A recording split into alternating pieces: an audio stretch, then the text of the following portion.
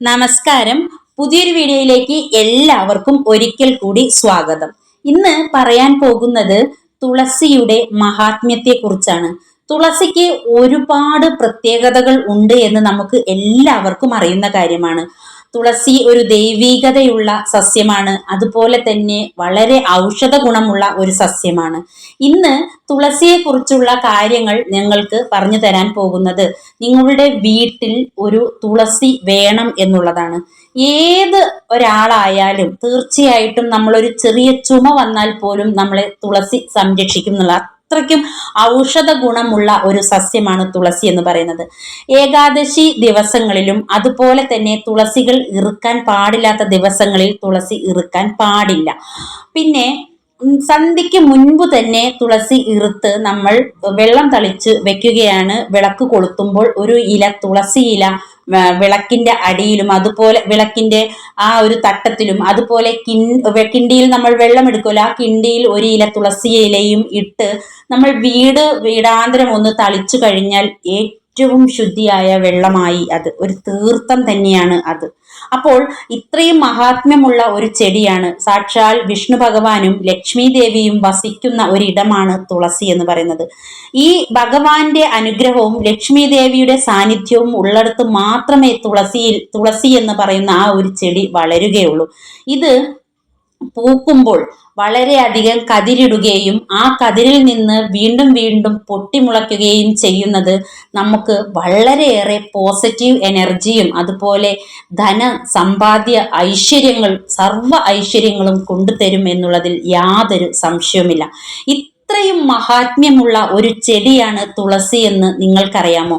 തുളസി ചെടി വീട്ടിലുണ്ടെങ്കിൽ നിങ്ങൾ വളരെയധികം ശ്രദ്ധിക്കേണ്ടതുണ്ട്. വീടിന്റെ ഫ്രണ്ട് ഭാഗത്താണ് തുളസി ചെടി നടേണ്ടത്. തുളസി ചെടി നട്ടാൽ മാത്രം പോരാ, അതിൻ്റെ അടിയിൽ വളരെ നല്ല രീതിയിൽ ആ ചെടിയുടെ അടി വളരെ നല്ല രീതിയിൽ വൃത്തിയായിട്ട് പരിപാലിക്കുക തന്നെ വേണം. രാവിലെ തുളസിയെ പ്രദക്ഷിണം വെച്ച് തുളസിക്ക് വെള്ളം ഒഴിക്കുന്നത് വളരെ നല്ലതാണ്. ശരീരശുദ്ധി ഉള്ളപ്പോൾ മാത്രം ചെയ്യേണ്ട ഒരു കാര്യമാണിത്. വൈകിട്ട് തുളസിയിൽ വെള്ളം ഒഴിക്കുകയും ചെയ്യരുത്. വൈകിട്ട് ത്രിസന്ധ്യ സമയത്തിനു മുൻപ് തന്നെ തുളസി ഇല ഇറുത്തെടുക്കാനും ശ്രദ്ധിക്കുക. രാത്രി തുളസി ഇല ഇറുക്കരുത്. അതുപോലെ തന്നെ അസമയത്തും തുളസി ഇല ഇറുക്കാൻ പാടുള്ളതല്ല. സന്ധ്യസമയം കഴിഞ്ഞാലും തുളസി ഇല ഇറുക്കാൻ പാടില്ല. അതുപോലെ തുളസി ഒരുപാട് വളർത്തിയിട്ട് നമ്മളുടെ വീട്ടിലുള്ള വിഷ്ണു ഭഗവാനും ശ്രീകൃഷ്ണ ഭഗവാനും ഒക്കെ സ്വന്തം കൈകൊണ്ട് മാല കൊരുത്ത് കെട്ടുന്നത് വളരെ ഐശ്വര്യമുണ്ടാക്കുന്ന ഒരു കാര്യം തന്നെയാണ്. ഇനി തുളസി പട്ടുപോയാൽ കേട് വന്നു പോയാൽ അല്ലെങ്കിൽ ഉണങ്ങിപ്പോയാൽ അല്ലെങ്കിൽ ഒരു കമ്പൊടിഞ്ഞു പോയാൽ എന്ത് ചെയ്യണം എന്നുള്ളതിനെ കുറിച്ചാണ് പറഞ്ഞു തരുന്നത്. തുളസി കമ്പൊടിഞ്ഞു പോയാൽ ഉണങ്ങിപ്പോയാൽ അത് വേരോടെ പറിച്ചെടുത്തതിന് ശേഷം ഒഴുകുന്ന വെള്ളത്തിൽ കൊണ്ടുപോയി കളയുകയാണ് വേണ്ടത്. അത് ഒടിച്ച് വേരോടെ പറിച്ചെടുത്തതിന് ശേഷം അതിനെ ഒടിച്ച് ചെറിയ കമ്പുകളാക്കി ശേഖരിച്ച് നല്ല വൃത്തിയിൽ കെട്ടി അത് ഒഴുകുന്ന വെള്ളത്തിൽ കളയുന്നത് വളരെ ഐശ്വര്യമുണ്ടാക്കും. എന്നിട്ട് പകരം നിങ്ങൾ അവിടെ ഒരു തുളസി തൈ നട്ടുപിടിപ്പിക്കേണ്ടതാണ്.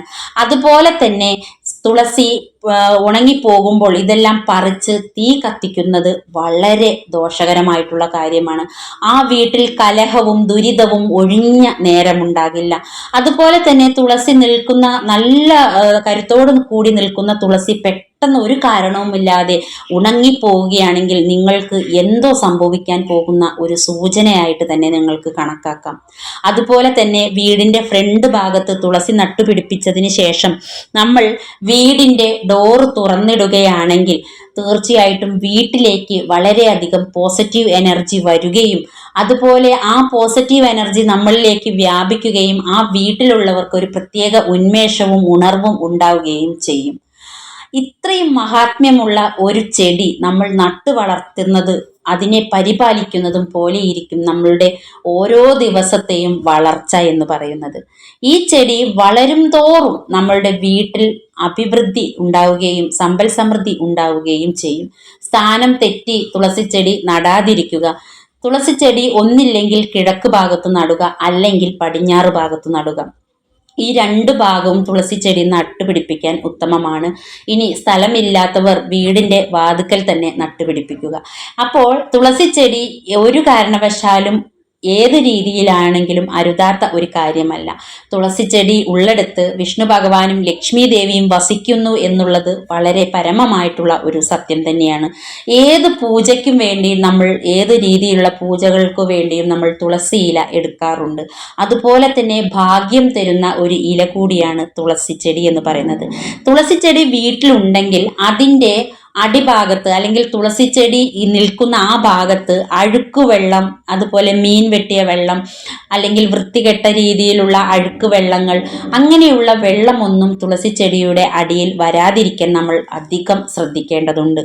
എന്നും രാവിലെ കുളിച്ച് നമ്മൾ തുളസി ഇല ഇറുത്ത് ഭഗവാന് അർപ്പിക്കുന്നത് വളരെ നല്ലതാണ്. ഒരു പ്രത്യേക സ്ഥലത്ത് തന്നെ നമ്മൾ ഒരുപാട് ആവശ്യമില്ലാത്ത ചെടികൾ നമ്മളുടെ വീടിന് ചുറ്റും നട്ടു വളർത്തുമ്പോൾ നമ്മൾ ഏറ്റവും കൂടുതൽ ശ്രദ്ധിക്കേണ്ടത് തുളസി നമ്മളുടെ വീടിനെ കൂടുതൽ നട്ടുപിടിപ്പിക്കുകയും അതിൽ നിന്ന് കിട്ടുന്ന ഇലകൾ ഇറുത്ത് നമ്മൾ ഭഗവാന് മാല ചാർത്തുകയും ക്ഷേത്രത്തിൽ സമർപ്പിക്കുകയും ഒക്കെ ചെയ്തു കഴിഞ്ഞാൽ പുണ്യമായിട്ടുള്ള നമുക്ക് ജന്മാന്തര ജന്മങ്ങളിൽ നമുക്ക് പുണ്യം ലഭിക്കുമെന്നാണ് പറയപ്പെടുന്നത്.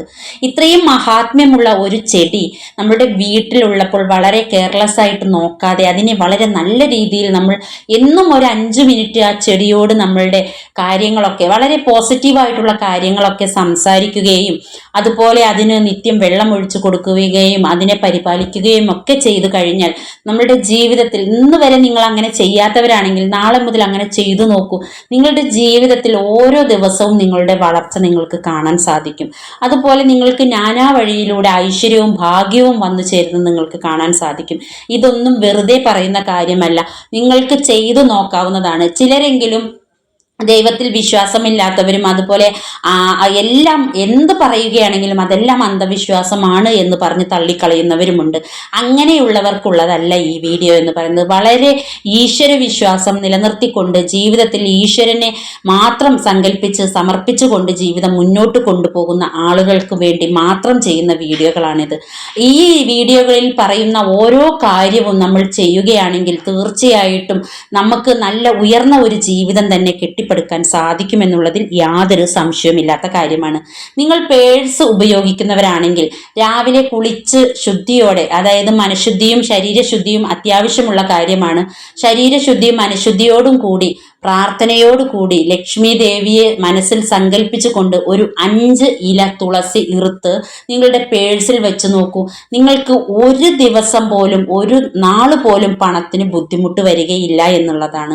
ഒരു കാരണവശാലും പണത്തിന് ഒരു ബുദ്ധിമുട്ടും വരികയില്ല. ദിനം പ്രതി നിങ്ങളുടെ പേഴ്സിൽ പണം വർദ്ധിക്കുകയും ചെയ്യും. ഇനി തുളസി ഇല മാത്രം ഇട്ട് ഇങ്ങനെ ഇരുന്ന് കഴിഞ്ഞാൽ പണം വർദ്ധിക്കുമോ എന്ന് ചോദിച്ചാൽ അതൊരിക്കലുമില്ല.